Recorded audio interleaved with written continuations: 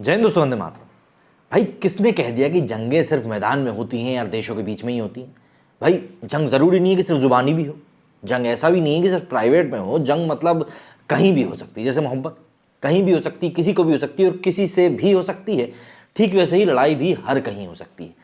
भाई ये जो नई लड़ाई हुई है कंगना और उर्फी के बीच में, मतलब ये जो कॉम्बिनेशन है ना, इसका फैन बेस भी अपने ही किस्म का तगड़ा है। और कंगना वैसे भी जब से ट्विटर पर वापस आई हैं तब से पठान को लेकर जो उन्होंने एक स्टैंड लिया है, मतलब लोग कंफ्यूज हैं कि बंदी सपोर्ट कर रही है या अगेंस्ट में बोल रही है। मतलब ठीक है, लग तो ऐसा ही रहा है। ठीक वैसे ही जैसे मुनव्वर फारूकी को लेकर जब इन्होंने शो जिताया था तब लोगों को कन्फ्यूजन हो गया था कि यार ये साला हो क्या रहा है।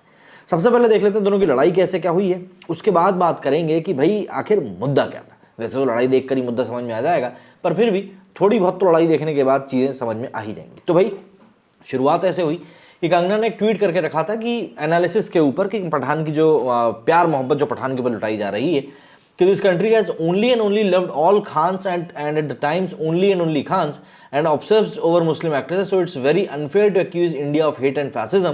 There is no country like Bharat in the whole world. मतलब कि भारत को बोला जाता है ये फासिस्ट कंट्री है, लेकिन भारत में देखो आप खान एक्टर्स को और एक्ट्रेसेस को कितना प्रेम और कितनी मोहब्बत मिल रही है, ये आप खुद ही देख सकते हो। इसी के ऊपर उर्फी ने लिखा कि oh my God, what is this division, Muslim actors, Hindu actors, art is not divided by religion, there are only actors. मतलब कि कोई धर्म की सीमा नहीं होती भैया आर्ट में तो सब एक्टर होते हैं और सब लोगों की एक्टिंग ही पसंद की जाती है। इसी के ऊपर कंगना ने लिखा कि yes my dear Urfi, that will be an ideal world but it's not possible unless we have the uniform civil code. मतलब कि यूनिफॉर्म सिविल कोड के जब तक नहीं लागू हो जाता तब तक ये चीज़ संभव नहीं है। Till the time this nation is divided in the constitution itself it will remain divided. मतलब कि जब तक ये देश कॉन्स्टिट्यूशन में ही डिवाइडेड रहेगा तब तक ये सब डिवीजन चलती रहेंगी। Let's all demand uniform civil code from Narendra Modi ji in 2024 manifesto shall be. मतलब कि हमें मोदी जी से यूनिफॉर्म सिविल कोड की मांग करनी चाहिए। इन्होंने एक अलग ही राग आलाप दिया।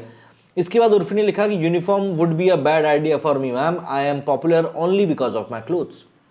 इसके ऊपर हालांकि कई लोगों ने इनकी चुटकी भी ले ली, कह रहे तुम कहाँ जा रही हो, लेकिन बाद में मैडम ने बताया कि मैं सिर्फ यहाँ पर सरकाजम कर रही थी। तो इन्होंने साफ तौर बोल दिया कि मुझे आलिया भट्ट समझने की गलती भैया मत करना।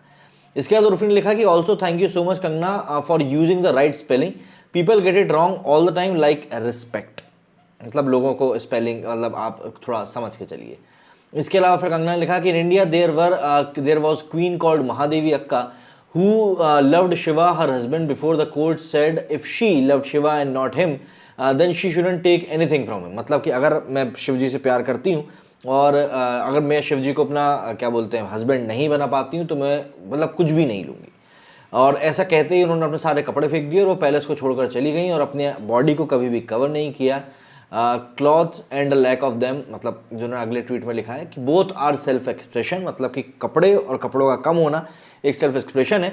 Mahadevi Akka is a shining star in the world of Kannada literature, she is the greatest, she lived in forest and never wore clothes, don't let anyone shame you about your body, you are pure and divine, my love too. मतलब उर्फी जी के कपड़ों को लेकर madam ने ज्ञान बांट दिया है कि भैया आपके कपड़ों से आपको कोई आपत्ति नहीं है, तो दुनिया गया तेल लेने, आपको बिल्कुल भी इस बारे में सोचना नहीं चाहिए या बुरा फील नहीं करना चाहिए।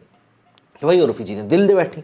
उन्होंने यहाँ पे लिखा कि यार political views don't match but gosh and mad respect for this women today. मतलब कि ये बात कहकर इन्होंने हमारा दिल जीत लिया, तो हम तो पागलों की तरह इनको रिस्पेक्ट करते हैं, पॉलिटिकल व्यूज से कोई मैटर नहीं करता।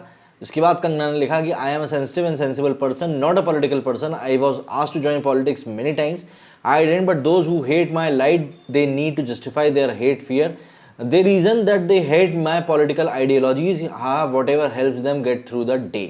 मतलब कि मैं पॉलिटिक्स ज्वाइन कर सकती थी लेकिन मैंने कभी किया नहीं, लेकिन ठीक है चल रही है गाड़ी। उर्फी ने आखिर में बात को खत्म किया, more power and love to this strong women. तो मतलब जो बात एक आर्ग्यूमेंट से शुरू हुई थी उसमें कुछ तथ्यों की मार ऐसी पड़ी कि उर्फी जावेद आखिरी में बिल्कुल प्यार मोहब्बत बांटती हुई गई हैं। लेकिन बात सिर्फ इतनी नहीं है, यूनिफॉर्म सिविल कोड की जो यहाँ पर बात हुई इस पूरे कन्वर्सेशन में, कई लोग उसके बारे में सही से जानते नहीं हैं और इसीलिए उसको लेकर मिसकंसेप्शंस भी हमारी सोसाइटी में फैले ही हुए हैं। मतलब अगर हम लोग यूनिफॉर्म सिविल कोड की बात करें तो यूनिफॉर्म सिविल कोड एक धर्मनिरपेक्ष कानून है जो देश के सभी नागरिकों को समानता का अधिकार देता है। इसके लागू होने से देश में सभी धर्म के लोगों के लिए समान कानून हो जाएगा। पूरे देश में सभी धर्म के लोगों के लिए शादी, तलाक, बच्चा गोद लेने, प्रॉपर्टी पर हक मांगने जैसे अधिकार एक समान होंगे और ये कोड धार्मिक संगठनों के बनाए कानून से ऊपर रहेगा। मतलब आप इस बात से समझिए कि हमारे देश में कई सारे धर्म, लेकिन उन धर्मों को लेकर बात क्या होती है कि वो सभी अपना अपना कानून चलाते रहते हैं। और मैं यहाँ पर किसकी बात कर रहा हूँ यहाँ पर आप समझ ही सकते हैं कि भैया 3 तलाक बोलने पर 3 बार तलाक बोलिए तलाक हो जाएगा, हालांकि अब उसको ख़त्म कर दिया गया है। बाकी हलाला और इन सब चीज़ों के टाइप की भी काफ़ी चीज़ें चलती हैं। यूनिफॉर्म सिविल कोड के आने से सभी लोगों में एक समान नागरिकता की फीलिंग आएगी, कानून के लेवल पर सभी सेम होंगे। ऐसा नहीं कि नहीं आपके यहाँ ऐसा होता है हमारे यहाँ तो ऐसा नहीं होता, वो चीज़ फिर खत्म हो जाएगी। और कंगना ने इसी चीज़ को पॉइंट आउट किया कि वो चीज़ होना बहुत ज़रूरी है। और एक देश के रूप में यदि हम लोगों को आगे बढ़ना है, विकसित होना, तो कहीं ना कहीं हमें रूढ़िवादी जो सोचें हैं, जो आज की डेट में काफ़ी पुरानी हो चली हैं और बिल्कुल भी आज के संदर्भ में फिट नहीं बैठती, उनको भी पीछे छोड़ने की ज़रूरत है। तो यहाँ पर उर्फी जावेद और कंगना की लड़ाई से ऊपर उठ के यूनिफॉर्म सिविल कोड की जो यहाँ पर बात हुई है, वो लोगों को जानना ज़्यादा ज़रूरी है। मेरे स्टूडियो फिलहाल इतना ही। जय हिंद, जय भारत।